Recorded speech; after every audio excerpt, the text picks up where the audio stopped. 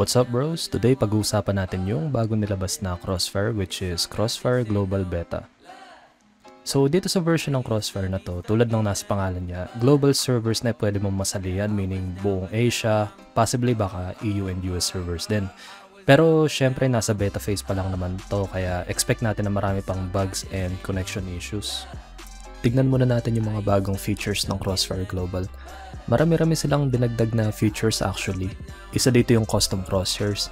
Pwede ka na gumawa ng sarili mong crosshair tulad sa Counter-Strike and Valorant. Marami din naghanap na ito sa Crossfire Philippines, kaya sa mga mahilig magpalit ng crosshair, nandito na sa Crossfire Global ngayon yan. Next, kapag gumawa kayo ng account, meron kayong around 300,000 GC or E-coin in terms sa Crossfire PH per account to. So, pwede ka na agad makabili ng VIP bundles, characters, at barrel. Pero ang pagkakaalam ko, during beta phase lang ng Crossfire Global to. So, expect natin na hindi tayo magkakaroon ng free GC or E-coin sa full release niya. Meron na rin silang nilagay na voice chat feature sa Crossfire.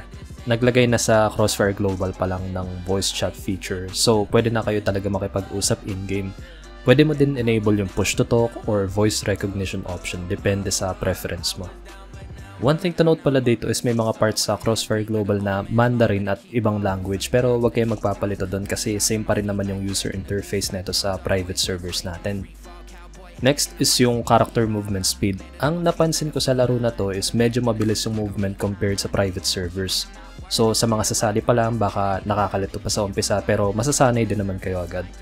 Hindi ako 100% sure kung related to sa mga VIP items ng Crossfire Global kasi sa mga ibang VIPs, meron silang option na increased speed. So baka may kinalaman doon, baka wala, malalaman natin yan sa full release.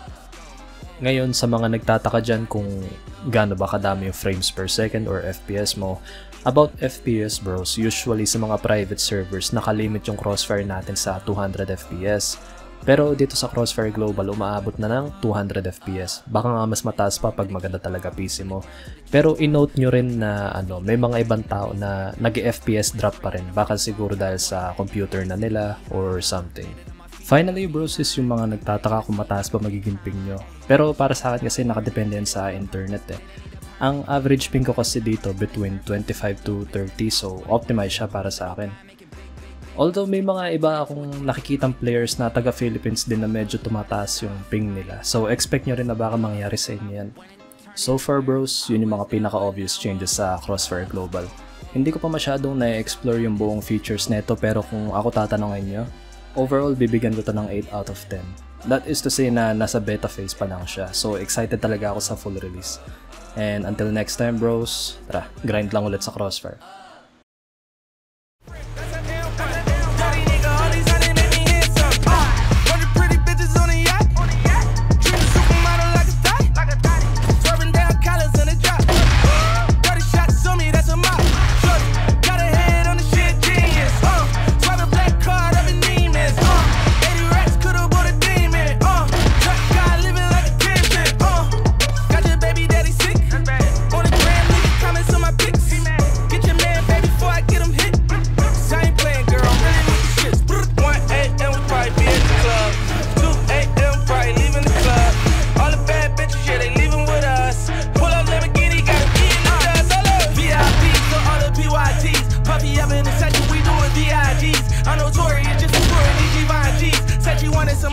Need to see IDs. Got her smoking no cookie, now look at she Chinese. When I ask her she going that and she gotta leave. Like we taking a picture, baby we got cheese. Came for 5 minutes, damn she not pleased. I'm like hold up, Uber